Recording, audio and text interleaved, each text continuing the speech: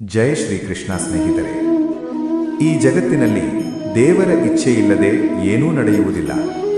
ಶ್ರೀಮದ್ ಭಗವದ್ಗೀತೆ ಎಂದರೆ ಕೇವಲ ಒಂದು ಧಾರ್ಮಿಕ ಗ್ರಂಥ ಅಲ್ಲ. ಇದು ಜೀವನದಲ್ಲಿ ದಾರಿ ತಪ್ಪಿದ ಪ್ರತಿಯೊಬ್ಬ ಮನುಷ್ಯನಿಗೂ ಮಾರ್ಗದರ್ಶನ ನೀಡುವ ದಿವ್ಯ ಜ್ಞಾನ. ಈ ಗೀತೆಯನ್ನು ಯಾರು ಶ್ರದ್ಧೆಯಿಂದ ಕೇಳುತ್ತಾರೋ, ಯಾರು ಅದರ ಅರ್ಥವನ್ನು ಮನನ ಮಾಡಿಕೊಳ್ಳುತ್ತಾರೋ, ಅವರು ಎಂದಿಗೂ ಜೀವನದಲ್ಲಿ ಸಂಪೂರ್ಣವಾಗಿ ಸೋಲುವುದಿಲ್ಲ. ಪ್ರತಿದಿನ ಬೆಳಿಗ್ಗೆ ಎದ್ದ ನಂತರ ಮತ್ತು ರಾತ್ರಿ ಮಲಗುವ ಮುನ್ನ ಗೀತೆಯ ಒಂದು ಶ್ಲೋಕವನ್ನಾದರೂ ಕೇಳುವುದು ಅಥವಾ ಓದುವುದು ನಮ್ಮ ಮನಸ್ಸಿಗೆ ಅಪಾರ ಶಾಂತಿಯನ್ನು ನೀಡುತ್ತದೆ. ನಿಮ್ಮಲ್ಲಿ ಒಂದು ವಿನಂತಿ: ನೀವು ಭಗವಾನ್ ಶ್ರೀಕೃಷ್ಣರ ಅನುಯಾಯಿಯಾಗಿದ್ದರೆ ಜೈ ಶ್ರೀಕೃಷ್ಣ ಎಂದು ಕಮೆಂಟ್ ಮಾಡಿ. ಬನ್ನಿ ಪ್ರಾರಂಭಿಸೋಣ. ಕುರುಕ್ಷೇತ್ರದ ಯುದ್ಧಭೂಮಿಯಲ್ಲಿ ಅರ್ಜುನನು ತನ್ನ ಎದುರಾಳಿಗಳನ್ನು ನೋಡುತ್ತಾನೆ. ಅಲ್ಲಿ ಅವನ ಗುರುಗಳು, ಬಂಧುಗಳು, ಸ್ನೇಹಿತರು ಇದ್ದರು. ಅವನು ಸಂಪೂರ್ಣವಾಗಿ ಕುಸಿದು ಹೋಗುತ್ತಾನೆ. ಅವನ ಕೈಯಿಂದ ಗಾಂಡೀವ ಬಿದ್ದು ಹೋಗುತ್ತದೆ. ಅವನ ಮನಸ್ಸು ಗೊಂದಲದಿಂದ ತುಂಬಿ ಹೋಗುತ್ತದೆ. ಅರ್ಜುನನು ಕೃಷ್ಣನಿಗೆ ಹೇಳುತ್ತಾನೆ: ಹೇ ಕೃಷ್ಣ, ನನ್ನವರನ್ನೇ ಕೊಂದು ನಾನು ಯಾವ ಸುಖವನ್ನು ಪಡೆಯಬೇಕು? ಈ ಯುದ್ಧ ನನಗೆ ಬೇಡ. ಸ್ನೇಹಿತರೆ, ಇದು ಕೇವಲ ಅರ್ಜುನನ ಕಥೆಯಲ್ಲ, ಇದು ನಮ್ಮ ಪ್ರತಿಯೊಬ್ಬರ ಜೀವನದ ಕಥೆ. ಕರ್ತವ್ಯ ಒಂದು ಕಡೆ, ಭಾವನೆ ಇನ್ನೊಂದು ಕಡೆ. ನಾವು ಯಾವ ದಾರಿಯನ್ನು ಹಿಡಿಯಬೇಕು ಎಂದು ಗೊತ್ತಾಗದೆ ಗೊಂದಲದಲ್ಲಿರುತ್ತೇವೆ. ಅರ್ಜುನನು ಕೊನೆಗೆ ಶರಣಾಗತನಾಗಿ ಹೇಳುತ್ತಾನೆ: ಶಿಷ್ಯಸ್ತೇಹಂ ಶಾಧಿಮಾಂ ತ್ವಾಂ ಪ್ರಪನ್ನಂ. ಅಂದರೆ, ನಾನು ನಿನ್ನ ಶಿಷ್ಯ, ನನಗೆ ಸರಿಯಾದ ದಾರಿಯನ್ನು ತೋರಿಸು. ಅಷ್ಟೇ. ಅಲ್ಲಿಂದಲೇ ಶ್ರೀಮದ್ ಭಗವದ್ಗೀತೆ ಪ್ರಾರಂಭವಾಗುತ್ತದೆ. ಶ್ರೀಕೃಷ್ಣನು ಅರ್ಜುನನಿಗೆ ಮಾತ್ರವಲ್ಲ, ಈ ಜಗತ್ತಿನ ಪ್ರತಿಯೊಬ್ಬ ಮನುಷ್ಯನಿಗೂ ಜೀವನದ ಮಹಾ ಸತ್ಯವನ್ನು ಹೇಳುತ್ತಾನೆ.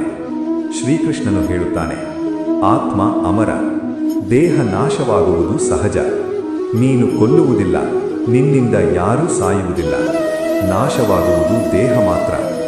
ಆತ್ಮಕ್ಕೆ ಜನನವಿಲ್ಲ, ಮರಣವಿಲ್ಲ, ಬದಲಾವಣೆಯಿಲ್ಲ. ಮತ್ತೆ ಕೃಷ್ಣನು ಹೇಳುತ್ತಾನೆ: ನಿನ್ನ ಅಧಿಕಾರ ಕರ್ಮದ ಮೇಲೆ ಮಾತ್ರವಿದೆ, ಫಲದ ಮೇಲಲ್ಲ. ಫಲದ ಆಸೆಯಿಂದ ಮಾಡಿದ ಕರ್ಮ ನಿನ್ನನ್ನು ಬಂಧಿಸುತ್ತದೆ. ಫಲವನ್ನು ದೇವರಿಗೆ ಬಿಟ್ಟರೆ ನಿನ್ನ ಕರ್ಮವೇ ನಿನ್ನನ್ನು ಮುಕ್ತಗೊಳಿಸುತ್ತದೆ. ಇದೇ ಕರ್ಮಯೋಗ. ಸ್ನೇಹಿತರೆ, ನಮ್ಮ ಜೀವನದ ಹೆಚ್ಚಿನ ದುಃಖಕ್ಕೆ ಕಾರಣ ನಾವು ಮಾಡುವ ಕರ್ಮ ಅಲ್ಲ, ನಾವು ನಿರೀಕ್ಷಿಸುವ ಫಲ. ನಾವು ಮಾಡಿದ ಒಳ್ಳೆಯ ಕೆಲಸಕ್ಕೂ ಪ್ರಶಂಸೆ ಬೇಕು. ಸಹಾಯ ಮಾಡಿದರೂ ಅದನ್ನು ಎಲ್ಲರಿಗೂ ಹೇಳಬೇಕು. ಇದೇ ಅಹಂಕಾರ, ಇದೇ ಬಂಧನ. ಗೀತೆ ಹೇಳುತ್ತದೆ: ಯಾವ ಉಪಕಾರವನ್ನು ಪ್ರತಿಫಲದ ಆಸೆಯಿಲ್ಲದೆ ಮಾಡಿ, ಇಲ್ಲದಿದ್ದರೆ ಆ ಕರ್ಮ ಶೂನ್ಯವಾಗುತ್ತದೆ. ಸುಖ ದುಃಖ, ಮಾನ ಅಪಮಾನಗಳಲ್ಲಿ ಶಾಂತವಾಗಿರುವ ಮನುಷ್ಯನು ನನಗೆ ಬಹಳ ಪ್ರಿಯನು ಎಂದು ಭಗವಾನ್ ಶ್ರೀಕೃಷ್ಣನು ಹೇಳುತ್ತಾನೆ. ಹೇ ಅರ್ಜುನ, ಈ ಜಗತ್ತಿನಲ್ಲಿ ಎಲ್ಲರೂ ಸುಖವನ್ನು ಬಯಸುತ್ತಾರೆ. ಆದರೆ ಸುಖವನ್ನು ಹೇಗೆ ಪಡೆಯಬೇಕು ಎಂಬುದು ಬಹಳ ಕಡಿಮೆ ಜನರಿಗೆ ಮಾತ್ರ ತಿಳಿದಿದೆ. ಬಹುತೇಕ ಜನರು ಸುಖವನ್ನು ಹೊರಗಡೆ ಹುಡುಕುತ್ತಾರೆ: ಹಣದಲ್ಲಿ, ಅಧಿಕಾರದಲ್ಲಿ, ವ್ಯಕ್ತಿಗಳಲ್ಲಿ, ಸಂಬಂಧಗಳಲ್ಲಿ. ಆದರೆ ಈ ಎಲ್ಲವೂ ಕ್ಷಣಿಕ. ಇಂದು ಇರುವುದು ನಾಳೆ ಇಲ್ಲದಾಗುತ್ತದೆ. ಇದರಿಂದಲೇ ಮನುಷ್ಯನ ಜೀವನದಲ್ಲಿ ನಿರಂತರ ಅಶಾಂತಿ ಹುಟ್ಟುತ್ತದೆ. ಸುಖವು ಹೊರಗಡೆ ಇಲ್ಲ ಅರ್ಜುನ, ನಿಜವಾದ ಸುಖವು ಒಳಗಡೆ ಇದೆ. ಅದು ಶಾಂತ ಮನಸ್ಸಿನಲ್ಲಿ, ಸಮಭಾವದಲ್ಲಿ ಮತ್ತು ತೃಪ್ತಿಯಲ್ಲಿ ನೆಲೆಸಿದೆ. ಯಾವ ವ್ಯಕ್ತಿ ಪರಿಸ್ಥಿತಿಗಳಿಂದ ಅಲ್ಲ, ತನ್ನ ಒಳಗಿನ ಸ್ಥಿತಿಯಿಂದ ಸಂತೋಷವಾಗಿರುತ್ತಾನೋ ಅವನೇ ನಿಜವಾದ ಯೋಗಿ. ಜಗತ್ತು ನಿನ್ನನ್ನು ಹೊಗಳಿದರೂ ನೀನು ಅಹಂಕಾರ ಮಾಡಬಾರದು. ಜಗತ್ತು ನಿನ್ನನ್ನು ನಿಂದಿಸಿದರೂ ನೀನು ಕುಗ್ಗಬಾರದು. ಯಾಕೆಂದರೆ ಹೊಗಳಿಕೆಯು ಶಾಶ್ವತವಲ್ಲ, ನಿಂದನೆಯು ಶಾಶ್ವತವಲ್ಲ. ಇಂದು ನಿನ್ನನ್ನು ಹೊಗಳುವವರೇ ನಾಳೆ ನಿನ್ನನ್ನು ಮರೆತು ಬಿಡುತ್ತಾರೆ. ಆದ್ದರಿಂದ ಜ್ಞಾನಿಯಾದವನು ಲೋಕದ ಮಾತುಗಳಿಗೆ ಮೌಲ್ಯ ನೀಡುವುದಿಲ್ಲ. ಅರ್ಜುನ, ಮನುಷ್ಯನು ತನ್ನ ಜೀವನದಲ್ಲಿ ಎರಡು ವಿಷಯಗಳನ್ನು ಸ್ಪಷ್ಟವಾಗಿ ಅರಿತುಕೊಳ್ಳಬೇಕು. ಒಂದು, ನಾನು ಯಾರು. ಎರಡು, ನಾನು ಏನು ಮಾಡಬೇಕಾಗಿದೆ. ನೀನು ಈ ದೇಹವಲ್ಲ, ನೀನು ಈ ನಾಮ, ಈ ಸ್ಥಾನ, ಈ ಸಂಪತ್ತುವಲ್ಲ. ನೀನು ಈ ಎಲ್ಲದಕ್ಕೂ ಸಾಕ್ಷಿಯಾದ ಆತ್ಮ. ಈ ದೇಹ ಬದಲಾಗುತ್ತದೆ, ಈ ಪರಿಸ್ಥಿತಿಗಳು ಬದಲಾಗುತ್ತವೆ, ಆದರೆ ಆತ್ಮ ಬದಲಾಗುವುದಿಲ್ಲ.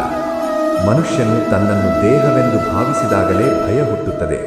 ಸಾವು ಎಂಬ ಭಯ, ನಷ್ಟ ಎಂಬ ಭಯ, ಅಪಮಾನ ಎಂಬ ಭಯ. ಆದರೆ ಆತ್ಮವೆಂದು ತಿಳಿದಾಗ ಭಯ ಕರಗಿ ಹೋಗುತ್ತದೆ. ಯಾಕೆಂದರೆ ಆತ್ಮಕ್ಕೆ ನಷ್ಟವಿಲ್ಲ, ಆತ್ಮಕ್ಕೆ ಸಾವಿಲ್ಲ, ಬದಲಾವಣೆ ಇಲ್ಲ. ಹೇ ಪಾರ್ಥ, ನಿನ್ನ ಮನಸ್ಸನ್ನು ನಾನು ಎಂದು ಭಾವಿಸಬೇಡ. ಮನಸ್ಸು ನಿನ್ನದು, ನೀನು ಮನಸ್ಸಲ್ಲ. ಮನಸ್ಸು ನಿನ್ನ ಉಪಕರಣ, ಆದರೆ ನೀನು ಅದಕ್ಕೆ ದಾಸನಾಗಬಾರದು. ಮನಸ್ಸನ್ನು ನೀನು ಆಳಬೇಕು, ಮನಸ್ಸು ನಿನ್ನನ್ನು ಆಳಬಾರದು. ಮನಸ್ಸು ಯಾವಾಗ ನಿಯಂತ್ರಣ ತಪ್ಪುತ್ತದೆಯೋ ಆಗ ಅದು ನಿನ್ನ ಶತ್ರುವಾಗುತ್ತದೆ. ಅದು ನಿನ್ನನ್ನು ಭೂತಕಾಲದ ಪಶ್ಚಾತ್ತಾಪದಲ್ಲಿ ಕಟ್ಟಿಹಾಕುತ್ತದೆ ಅಥವಾ ಭವಿಷ್ಯತ್ತಿನ ಭಯದಲ್ಲಿ ಮುಳುಗಿಸುತ್ತದೆ. ಆದರೆ ಯೋಗಿಯಾದವನು ವರ್ತಮಾನದಲ್ಲಿ ಬದುಕುತ್ತಾನೆ. ಈಗಿನ ಕ್ಷಣವೇ ಅವನ ಜೀವನ.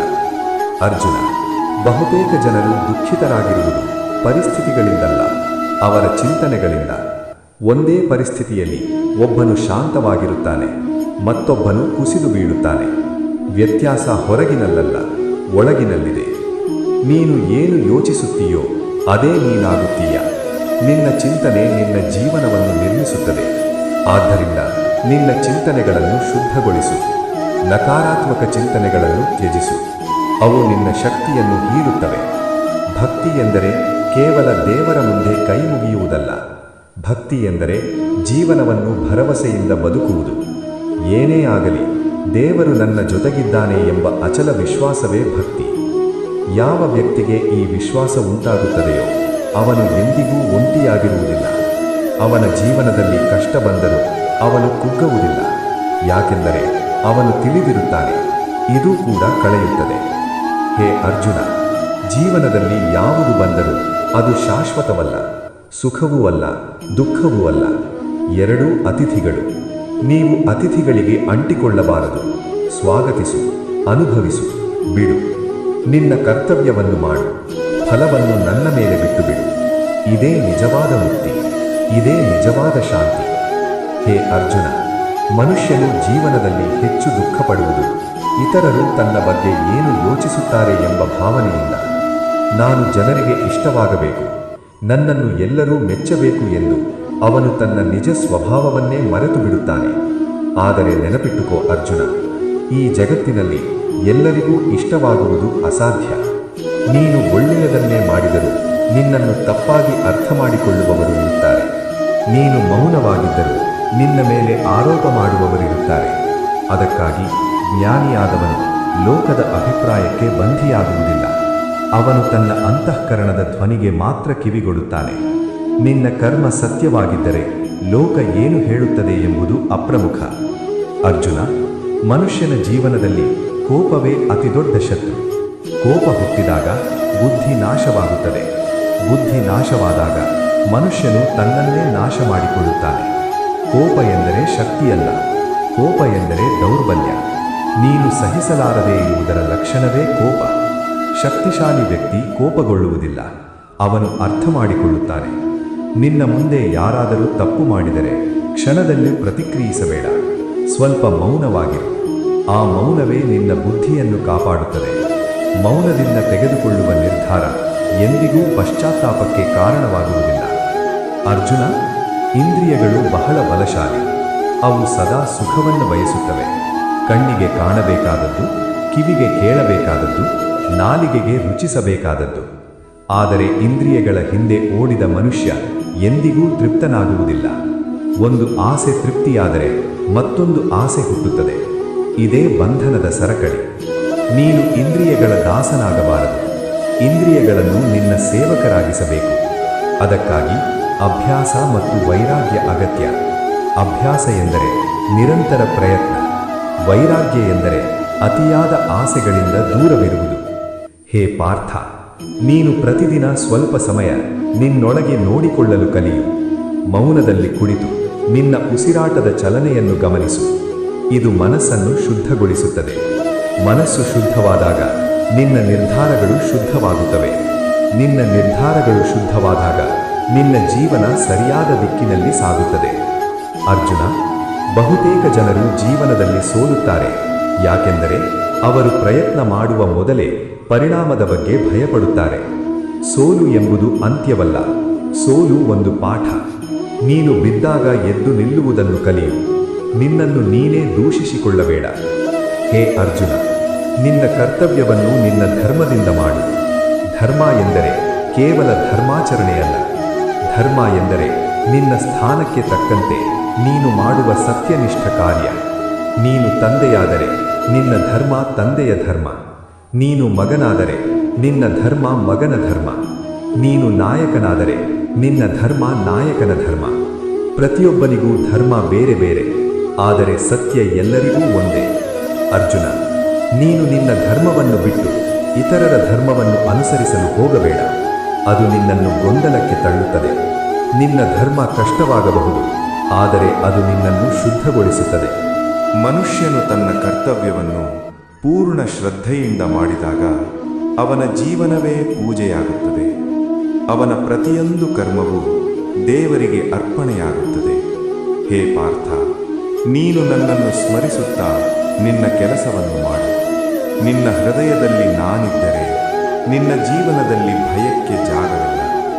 ನಾನು ನಿನ್ನ ಜೊತೆಗಿದ್ದೇನೆ, ನೀನು ಒಬ್ಬನೇ ಅಲ್ಲ. ಹೇ ಅರ್ಜುನ, ಮನುಷ್ಯನು ತನ್ನ ಜೀವನದಲ್ಲಿ ಶಾಂತಿಯನ್ನು ಕಳೆದುಕೊಳ್ಳುವುದಕ್ಕೆ ಅತಿದೊಡ್ಡ ಕಾರಣ ಅವನ ನಿರೀಕ್ಷೆಗಳು. ನಾನು ಇಷ್ಟು ಮಾಡಿದರೆ ನನಗಿಷ್ಟು ಸಿಗಬೇಕು ಎಂಬ ಲೆಕ್ಕಾಚಾರವೇ ಅವನ ಮನಸ್ಸನ್ನು ಅಶಾಂತಗೊಳಿಸುತ್ತದೆ. ನೀನು ಒಳ್ಳೆಯ ಕೆಲಸ ಮಾಡಿದರೂ ಎಲ್ಲರೂ ಅದನ್ನು ಅರ್ಥ ಮಾಡಿಕೊಳ್ಳುತ್ತಾರೆ ಎಂದು ಭಾವಿಸಬೇಡ. ನೀನು ಸತ್ಯವನ್ನು ಹೇಳಿದರೂ ಅದು ಎಲ್ಲರಿಗೂ ಇಷ್ಟವಾಗುತ್ತದೆ ಎಂದು ಭಾವಿಸಬೇಡ. ನಿರೀಕ್ಷೆ ಹೆಚ್ಚಾದಷ್ಟು ನಿರಾಶೆಯೂ ಹೆಚ್ಚಾಗುತ್ತದೆ. ಅರ್ಜುನ, ನಿರೀಕ್ಷೆ ಇಲ್ಲದ ಕರ್ಮವೇ ನಿನ್ನನ್ನು ಬಂಧನದಿಂದ ಮುಕ್ತಗೊಳಿಸುತ್ತದೆ. ಫಲದ ಬಗ್ಗೆ ಚಿಂತಿಸದೆ ನಿನ್ನ ಕರ್ತವ್ಯವನ್ನು ಮಾಡು. ಫಲ ಸರಿಯಾದ ಸಮಯದಲ್ಲಿ ನಾನು ಕೊಡುತ್ತೇನೆ. ಹೇ ಪಾರ್ಥ, ಅಸೂಯೆ ಮನುಷ್ಯನ ಮನಸ್ಸನ್ನು ನಿಧಾನವಾಗಿ ನಾಶ ಮಾಡುವ ವಿಷ. ಇತರರ ಯಶಸ್ಸನ್ನು ನೋಡಿ ಸುಖಪಡುವುದನ್ನು ಕಲಿಯದವನು ಎಂದಿಗೂ ಸಂತೋಷವಾಗಿರಲಾರನು.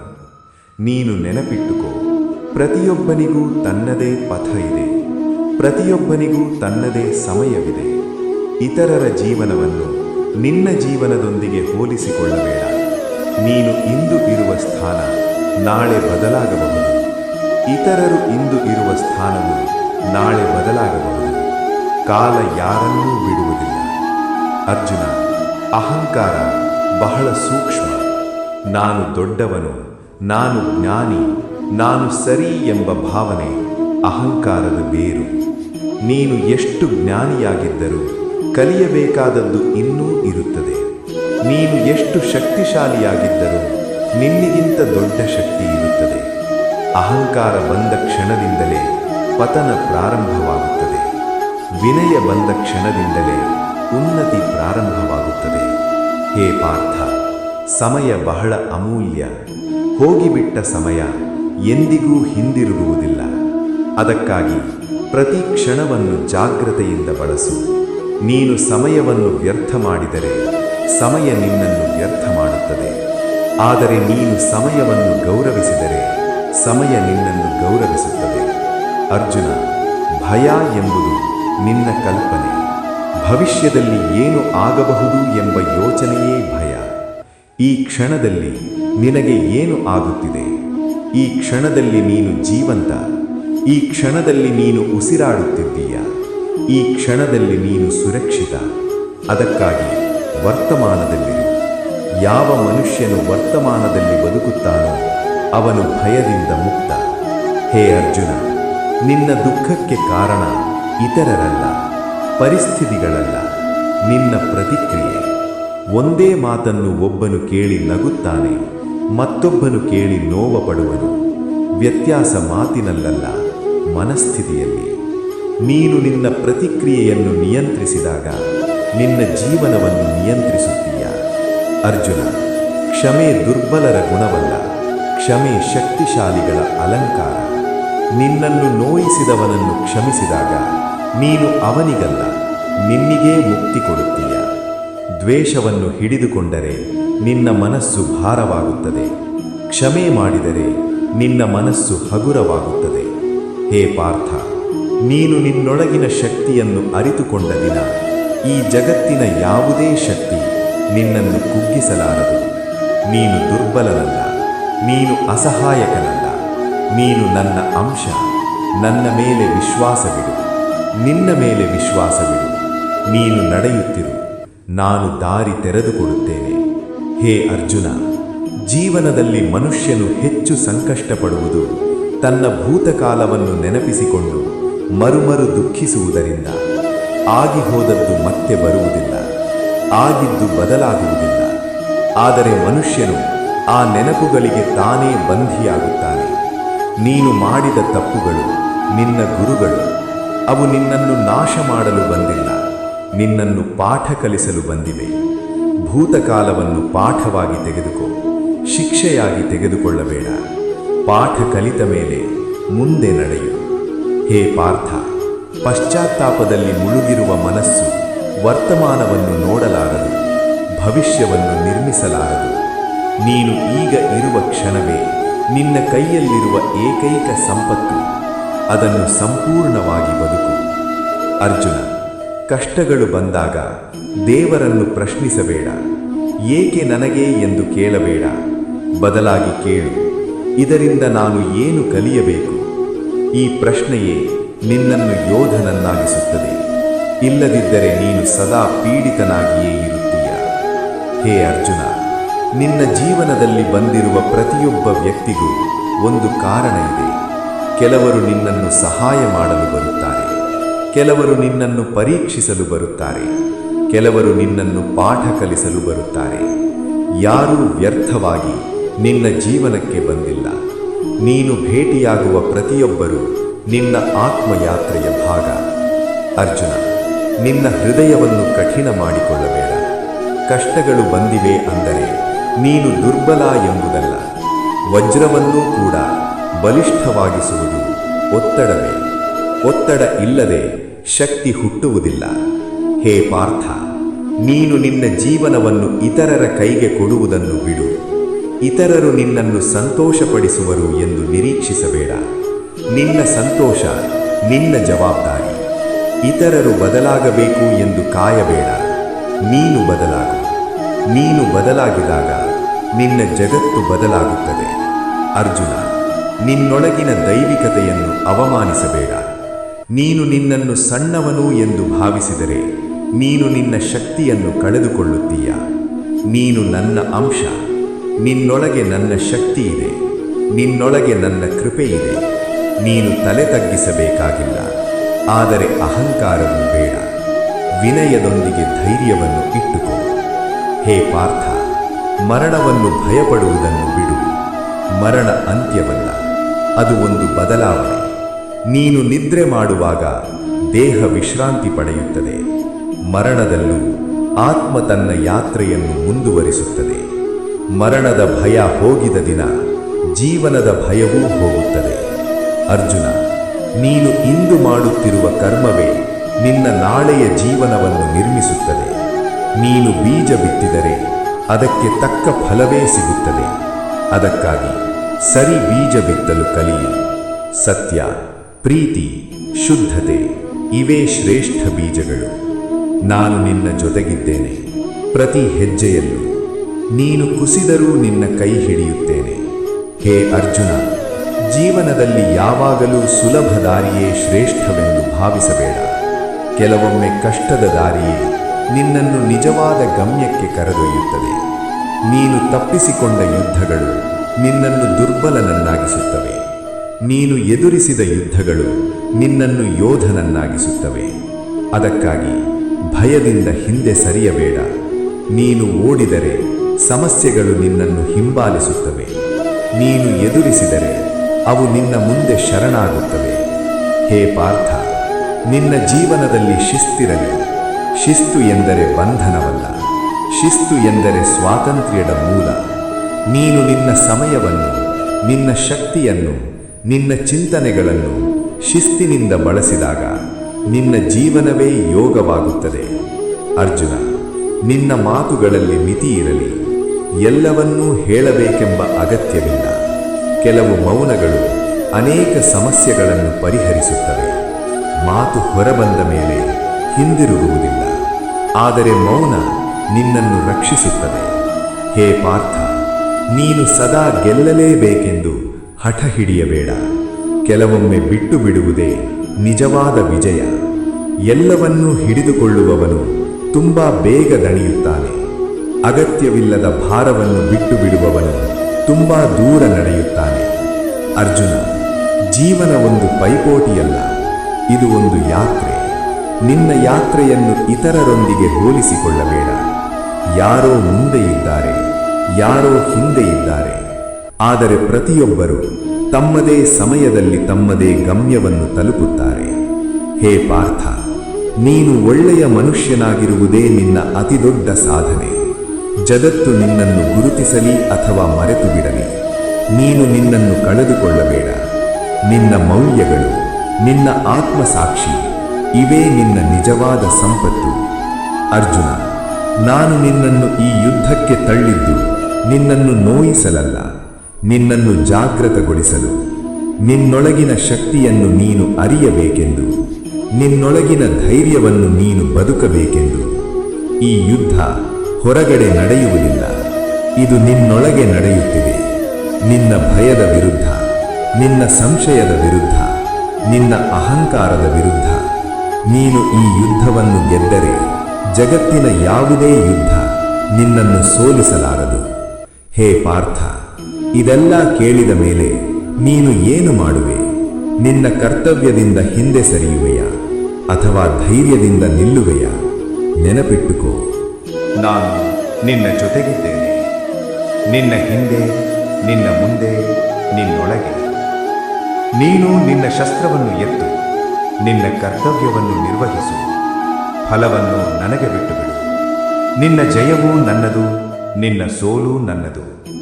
ನೀನು ಕೇವಲ ನಡೆಯು, ನಾನು ದಾರಿಯನ್ನು ತೋರಿಸುತ್ತೇನೆ. ಅರ್ಜುನ, ನಿನ್ನ ಸಂಶಯಗಳು ಈಗ ದೂರವಾಗಿವೆಯೇ? ನಿನ್ನ ಮನಸ್ಸು ಸ್ಥಿರವಾಗಿದೆಯೇ? ನಷ್ಟೋ ಮೋಹಃ ಸ್ಮೃತಿರ್ಲಬ್ಧ ಎಂದು ನೀನು ಹೇಳುವ ದಿನ ನಿನ್ನ ಜೀವನದಲ್ಲಿ ನಿಜವಾದ ಯುದ್ಧ